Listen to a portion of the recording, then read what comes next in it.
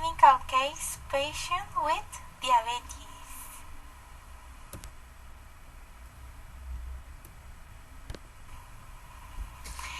Marta is 40 years old with no significant pathological history, comes due to fatty polyuria, polyphagia, and weight loss of 3 kilograms. Physical examination shows only mild hyperkeratosis and hyperpigmentation on the neck, armpits, and groin.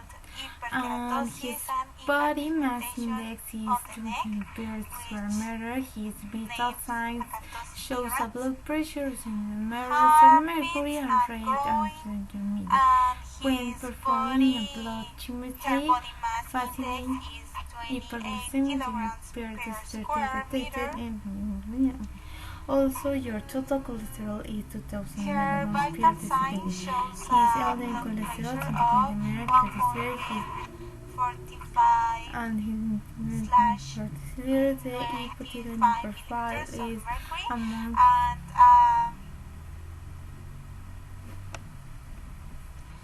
set. Blood pressure, no. It's heart rate, no.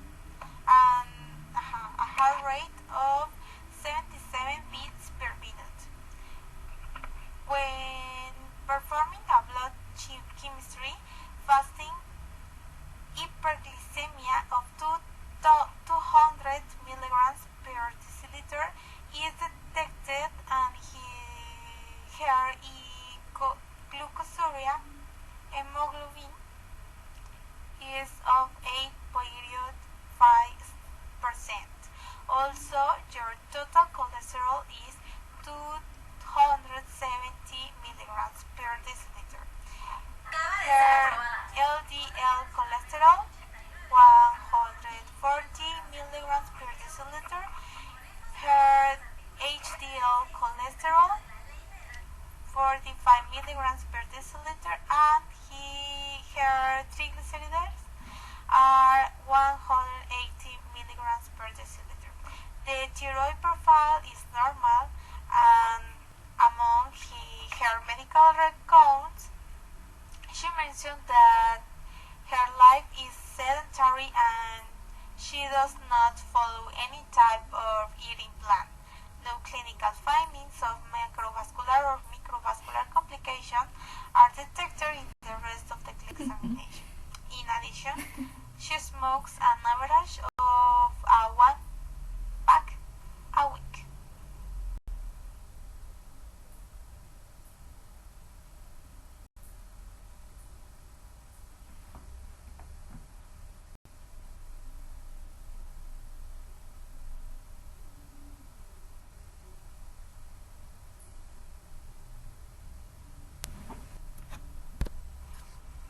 The patient has followed his recommendations regarding diet and exercise.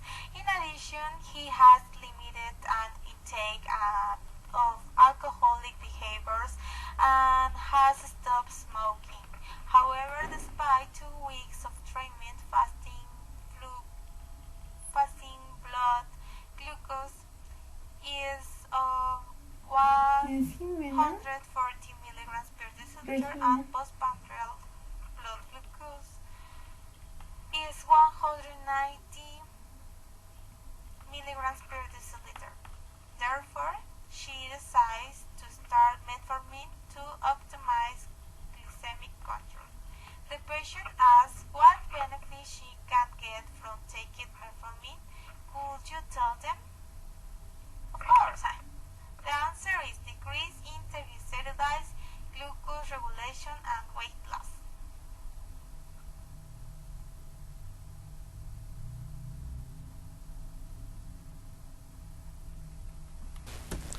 After 3 months of treatment with the previously established measures, your patient still continues with hyperglycemia of 160 milligrams per deciliter, fasting, and his glycosylated hemoglobin is 7.5%. Therefore, sulfonylurea is added as a second drug to improve glycemic control. Mention some examples of the most appropriate sulfonylureas for these patients? And answer is second generation intermediate acting glipmepiride sulfonylurea can be added to prevent hypoglycemia. And to get a better control of the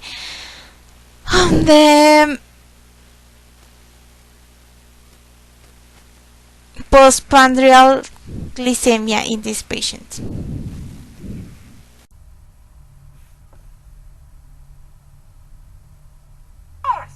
The patient asks what are the possible side effects maybe with the use of any of these drugs. Sulfonylureas, would you mention them? Of course.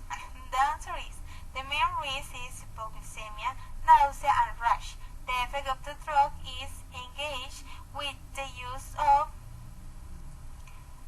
sulfametazole, which is an antibiotic, ASA and allopurinol.